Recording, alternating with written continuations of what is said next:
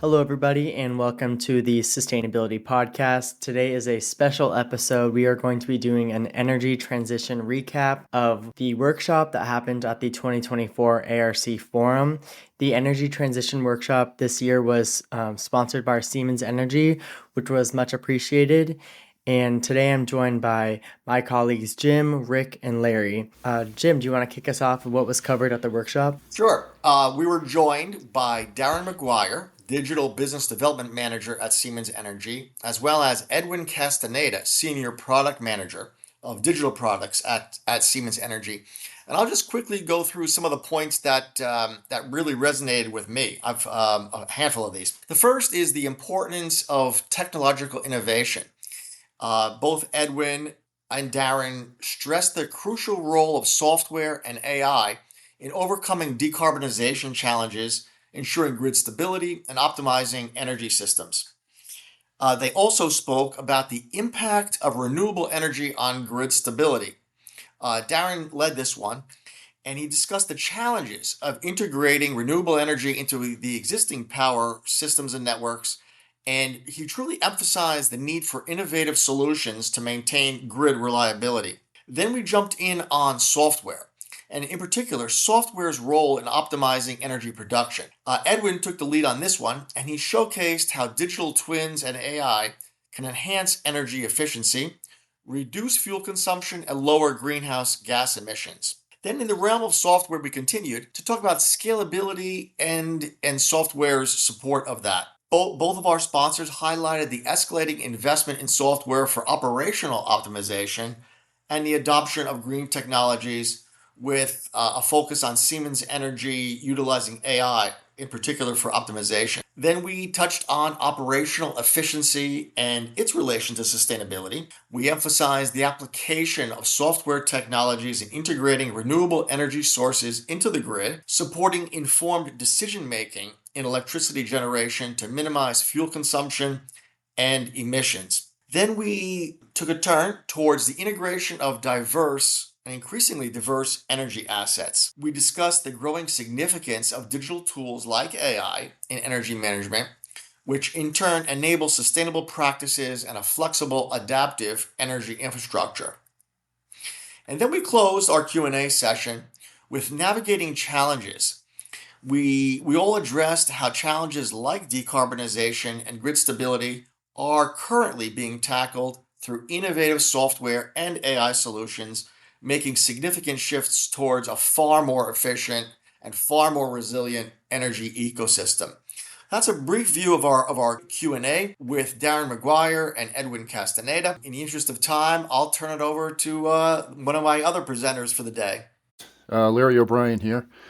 So I spoke mostly about the impact of sustainability on the process industries, with an emphasis on oil and gas and refining and downstream and so forth. Sustainability isn't just about energy, although that was a huge focus of the workshop. In the process industries, the considerations are somewhat different. There's a lot of significant investment going on right now. So we looked at new processes in plants. We looked at the drive towards net zero emissions for the process industries. We looked at circular economy and worker and process safety as the primary four areas that are impacted by sustainability right now. New processes and plants include things like recycling, new recycling processes, the hydrogen infrastructure, carbon capture and storage, lower carbon footprint production processes. Obviously, with net zero emissions, you have things like flaring reduction, continuous emissions monitoring systems, and also an emphasis on net carbon intensity reduction. And what that is reducing the amount of carbon that's produced per unit of product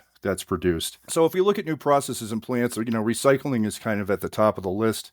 There's a lot of new advanced recycling processes, primarily around the area of plastics, where they're recycling plastics with the goal towards either creating new plastic or creating feedstocks to produce synthetic oil or other products. We see most of the large integrated oil and gas companies investing heavily in recycling processes right now. And of course, this includes, all new plants and instrumentation and control systems that are required to build these new plants and processes. Hydrogen is also a very significant investment because you really have to build a total infrastructure around hydrogen. If you were at our forum last year, you probably saw the presentation by the Department of Energy and the World Economic Forum on how they're building these hydrogen hubs in various areas around the world, which is really a whole hydrogen infrastructure, including pipelines and so forth, that are designed to support industry and infrastructure in a given region, right, where it's highly concentrated. Actually, the area of conventional refining and chemicals production is also being impacted right now. And one of the examples I used was this Dow project that's going on in their Fort Saskatchewan ethylene complex right now, where they're investing a significant amount of money, over $6 billion, in creating what's basically going to be a net zero ethylene complex. So this is an example where they're, taking an existing process and totally revamping it and making it net zero, right? So that's a lot of investment too, and we're really looking very closely at that. Flaring reduction is a huge source of emissions right now. And that's one of the things that we're focusing on too. It's estimated by I think it's the World Bank, that flaring accounts for about 7% of overall greenhouse gas emissions right now. So we do see a very significant investment in flaring control and elimination of zero routine flaring. Let's see, what else did we cover? We covered worker and process safety. So if you're familiar with the world of automation, you're very familiar with the world of process safety and safety lifecycle management. And as part of the drive towards sustainability, we do see a much more significant investment in process safety systems and overall, safety programs, as well as safety lifecycle management. And, we also see sustainability as a major growth driver for the industrial and OT suppliers, right? So if you look at the major suppliers out there like ABB, Honeywell, Siemens, of course, Emerson and others, a lot of them are reorganizing their business around sustainability right now. That's a major business focus for them as well. So I probably took up more time than I should, but that's what we covered in terms of sustainability in the process industries. And I'll turn it over to Rick. Yeah, thank you. Rick Riss here. I'll be speaking kind of from my perspective as a kind of a process expert at a large numbers of different generation sources, and also as a light commissioner in the town of Princeton, Massachusetts. So, but I covered two topics during the workshop.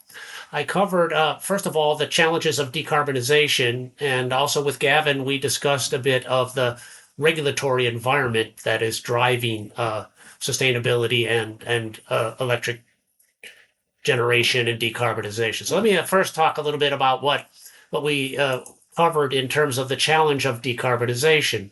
And following Darren in Siemens, Darren was talking about the challenges of how the electric grid is going to deal with all of these non-dispatchable power. And we've seen massive amounts of solar and wind, make its way on the grid. In fact, of all the new power that's going onto the grid, solar is number one, wind is number two, and natural gas is number three. At the same time, coal power plants are being shut down gradually.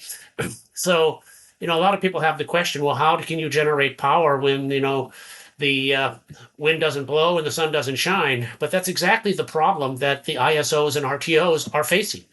And the fact is that they will be getting wind and solar, and they will find ways of how to do this. Now, keep in mind that the electric grid still has a substantial amount of hydropower and nuclear power. So there'll still be a base load in the 20-25%. That varies by region. But now, all of a sudden, you're going to be getting a large amounts of wind and solar. So on the one hand, you can't just put lithium batteries. Lithium batteries are kind of short-term energy storage. So there's a need for this longer duration energy storage issue. And there are a range of new energy storage technologies that are coming into play.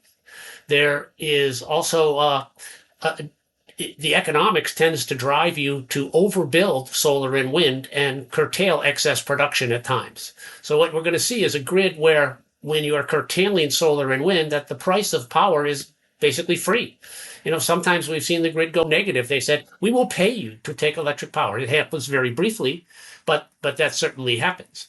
But so until some of these other longer duration energy storage, that would be things like pumped hydro and compressed air energy storage are in play today, we will see in the future carbon capture and storage with natural gas. That is a way to fill in those gaps. But what you will see is that if you have a gas plant that's got carbon capture and storage, it will be it will only be operating a small percentage of the time. In fact, the peaking units today, some of these natural gas peaking units, they're only running 5% of the time, and they get paid a premium.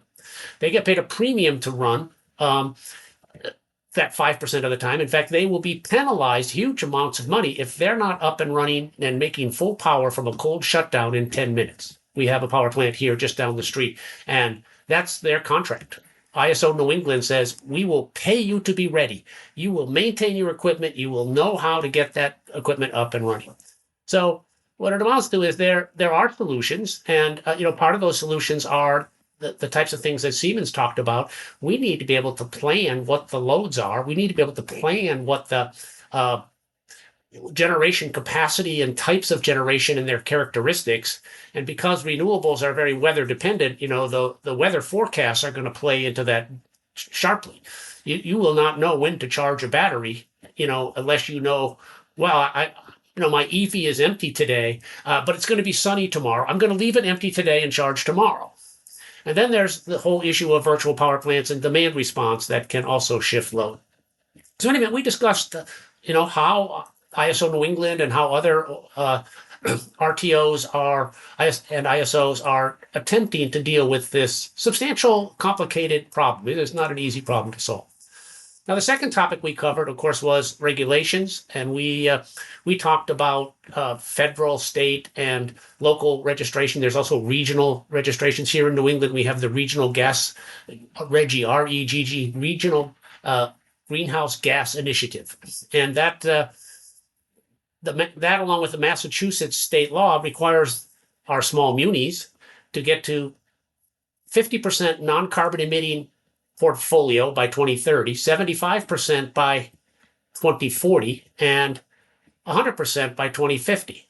And that's kind of tricky to do. You can't just add solar and wind to your power purchase agreements because you've got a lot of gaps to fill. So you've got to add solar and wind. And so what you do see going on right now is huge amounts of batteries being installed because they can make money on batteries. They make money on batteries by shifting away from peak loads. But the biggest place the munis are making money on batteries is actually by reducing the tariff charges that ISO New England charges for those 1 hour per month peak transmission and capacity charges. The 1 hour a month that our town is using the most the 1 hour a month where our town's electric consumption matched the regional maximum electrical consumption for the month. And so that's an interesting challenge. But in any event, because in our own town, we now are scrambling to adjust our power purchase agreements to meet these regulatory requirements of getting to 50% non-carbon emitting by 2030. We think that's relatively easy to do. It's exceedingly hard to get to 100% non-carbon emitting. You have to have every hour of every day for the whole year covered. And there are various ways of doing that, which we didn't solve that problem yet. But in any event, there's a summary of what we talked about. We talked about how the utility industry is going to decarbonize electric power generation with the influx of renewables. And we talked about how influential the regulations are to impact our actions, behavior, and power purchase. Thank you. Perfect. Well said. Thank you so much. Like said previously, Rick and I presented together on the emerging energy regulations. Rick did more of a micro level, and I did more of a macro level, and I covered federal regulations across the globe, including the CSRD, the Corporate Sustainability Reporting Directive, and also the ESRS. And under those, I covered the timeline of the CSRD, and we're looking at by 2029, large companies and small medium enterprises will have to be reporting all scopes of their emissions, scopes 1 through 3, and also information on climate impacts, double materiality assessments, and more financial and climate data. So that's in the EU side of things. Over in the United States, we had the Inflation Reduction Act and the Bipartisan Infrastructure Law, which was a huge injection of investment money through tax credits, loans, direct payments for things such as carbon capture investments in the electrical grid. We're seeing also huge amounts of investment in the EV network and infrastructure for charging. So those are more of the carrot side of things. On the stick side of things, we're seeing regulations come out of the state of California, the SB 253, which is the Climate Data Accountability Act. And that one is going to be requiring companies with a revenue over $1 billion in the state of California by 2026. They will have to be reporting scopes 1 through 3, and that will be impacting over 5,000 businesses within the state of California or operating within the state of California.